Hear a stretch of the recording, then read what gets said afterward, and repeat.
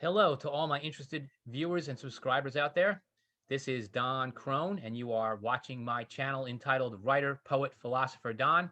It's a Friday here in New Jersey. It's a bit cloudy, but the temperature is about 55, 57 degrees. I am looking forward to spring, definitely. It has been a tragic year in America. We just passed the 1 year anniversary of the declaration of the pandemic. And today, I wanted to examine the subject of the value of human life.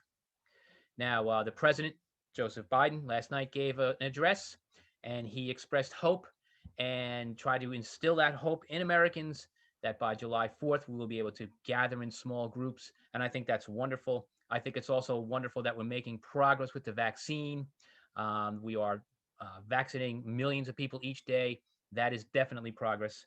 But it still brings up a basic question about what is the value of human life since we have experienced the loss of 530,000 Americans. Now, in the movie Casablanca, which is generally regarded as one of the greatest movies of all time, Major Strasser, the German officer, at one point turns to Ingrid Bergman and says, Mademoiselle, perhaps you have observed already that in Casablanca, human life is cheap. Now, that's not a major plot point in the movie, but if you think about it, it's a profound observation about how people feel about each other. What is the value of human life? Last year, at the beginning of the pandemic, Kara Swisher, who writes a column in the New York Times on the effects of technology on society, proposed that the pandemic presented a unique opportunity to restructure society into something that was more equitable. In response to her column, I asked a question of my own. I said, can we create a society in which people matter more than power and profits? Now, I've always considered myself somewhat of an idealist. Some people want to call me, immature or naive or whatever. I honestly don't care what they think. I prefer to look for the good in people, and I don't have the time or the desire to listen to conspiracy theories or outbursts of cynicism. But I think it is safe to say that the question about what kind of society we have or can have has been answered. And so far, that answer is a resounding no. Donald Trump demonstrated in stark fashion that he had no regard for human life whatsoever, no capacity for compassion, and an unquenchable thirst for power. Once he became president, the preservation and continuation of his power was all that mattered to him. He willingly sacrificed something like 300,000 Americans so he can continue to stoke fear, suspicions, and divisiveness. He saw this as the most secure path to the continuation of his power because he has no soul, no compassion, and no conscience whatsoever. And just recently, we have surpassed 500,000 deaths from coronavirus. That is nearly the amount of Americans who died in both world wars combined. Now, President Biden, on the day we passed that milestone, that grim milestone, he did a wonderful tribute to the lives lost, having the bell of the National Cathedral rung 500 times as a tribute, and having the flags at federal buildings fly half-mast for that week. Now, that's a very nice tribute, of course, but does it actually make up for the lives lost? We all know the answer to that question. It can't possibly. Those people are gone, and they're gone forever, and that loss is felt acutely. The hole that they leave in our society beckons like a bottomless chasm of desolation. That incredible, mind-blowing, terrible tragedy of a number is a constant reminder of how we have devalued human life. At the Australian Open last month, right in the middle of a match, they made an announcement of a new 5-day lockdown. What did the people do? They didn't protest. They didn't scream. They didn't stomp their feet. They got up and they left. And in 10 minutes, the match was ready to resume again with no fans in the stands. That made me a little curious. So I went and did a Google search of the number of coronavirus deaths in Australia. The number as of today is 909, less than 1,000. And they haven't had a death from coronavirus since the end of October. So let's do a little mathematical comparison. The population of Australia is about 26 million people compared to the population of the US, which stands right now at about 338 million people. So that makes Australia about 1/13 the size in population of the US. So let's divide 500,000 by 13. That adds up to about 38,000, a little over 38,000 people. Okay. So if people were dying in Australia at the same rate they are dying in America, you would expect Australia to have about 38,000 deaths, which of course would be a tragedy. Instead, they have 909. So what does that tell you about America?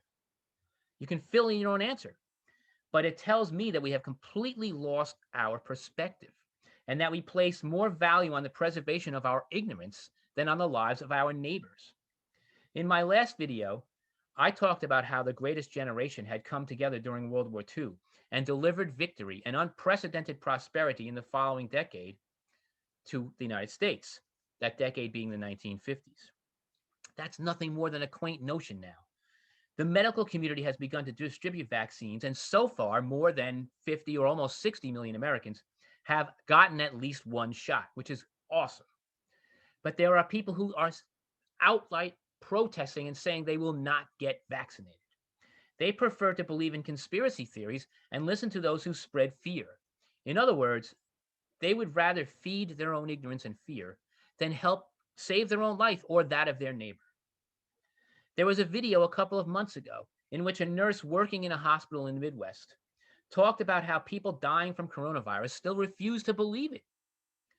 They were telling her right up to their last dying breath that it must be something else that's making them sick. Their ignorance was such an overwhelming force that it cost them their lives. Whether they realized it or not, they were willing to die to preserve their ignorant beliefs. That is a tragedy. For a while, I wondered about the riots on January 6th. For a while, I wondered why the police hadn't responded more forcefully. It's abundantly clear that they were completely unprepared for the number of people who showed up. If those police were fully armed and they confronted an angry mob with weapons, hundreds of people could have died instead of 5. And it would have been needless, completely needless bloodshed. The whole riot was based on a false pretense that ex-president Donald Trump had actually won the election. That was a completely false pretense. Some of them would have given their own life or killed others. Some of them did kill others in order to support their own ignorant argument. So what value do you think they place on human life? Another clear example of how human life has been devalued is the recent crisis in Texas. Unusually cold temperatures and snow caused power outages for, at one point, more than 3 million people, leaving people without heat, hot water, and food. Now, the highest number I heard so far was 38 deaths, including some people taking desperate measures to stay warm, like running the car in their garage to stay warm, which resulted in them dying from CO poisoning. People normally turn to their leadership during these crises, and leadership in Texas showed how little they actually value their constituents. The first thing the governor of Texas did, Greg Abbott, was to blame the crisis on green energy producers, which is hilarious, if you ask me. They're responsible for about 10% of the output of energy for the state. Senator Ted Cruz did the best thing of all. He jaunted off for a vacation in Mexico, saying that his kids needed to get away. That's just incredible, just incredible. Alexandria Ocasio-Cortez, who is a representative for the state of New York, actually raised $2 million in funds for the residents of Texas, while Ted Cruz ran off to Mexico on vacation. Okay? She sees an opportunity to help people, while Ted Cruz sees an opportunity to go on vacation. The responsibility, of course, for the entire crisis really lies with the power companies to make sure their systems are prepared for this kind of crisis. And again, they clearly were not. They had been repeatedly told over the past 10 years to upgrade their systems to be prepared for a crisis like this, and they had not done it. They just didn't want to spend the money. So they're not alone, of course, in the neglect of their infrastructure. There are power companies all over the place who have not properly maintain their infrastructure. California being a great example, which has sparked multiple wildfires. The entire country is falling apart. As a matter of fact, I would say the infrastructure bill that has been talked about for at least 5 or 6 years is probably the most important bill that needs to get through Congress during the Biden administration. And certainly the passage of the stimulus package that just went through Congress is huge and will help a lot of people. But the infrastructure bill will help millions of Americans over the long term and put more people to work and improve the services that we all receive, which is huge. And we are far, far behind in this agenda. Now, on a far smaller scale, the devaluation of life, even unconsciously, makes it possible for you to lie to your neighbor or to lie to your business associates. Most people might scoff at that idea, but if you think about it, it's just undeniably true. The lies that people tell each other every day are our way of shielding ourselves against our perceived mistrust, which again is based on our fear. That mistrust devalues your own life and the lives of the people you lie to. Magnify that mistrust to the nth degree and let it proliferate on social media, and then you have situations like the Capitol riots. So I think the most important question that needs to be asked is, how do you come to appreciate the importance of human life? And I think the answer is clear. Knowledge. Knowledge. How much do you thirst to learn every day? How important to you is your self-development? For me, I see every day as an opportunity to learn, and I concentrate on self-development on a daily basis. Do you think the rioters at the Capitol are concerned with self-development? I just don't think so. Do you think that they realize that they are connected to all living things through their soul? Without this realization, without the daily thirst for knowledge, you are devaluing your own life, because you cannot possibly be the best person you can be unless you are constantly working on self-improvement and self-development. So it's not hard to take the next step and devalue the lives of others if you're not working on improving your own life. When you devalue your own life by neglecting your own self-development, then you allow fear and ignorance to enter into your mindset and move you away from your real purpose in life, which is to make yourself the best person you can be and create love. What do you think? I'd really like to hear your comments and any other statements you'd like to make.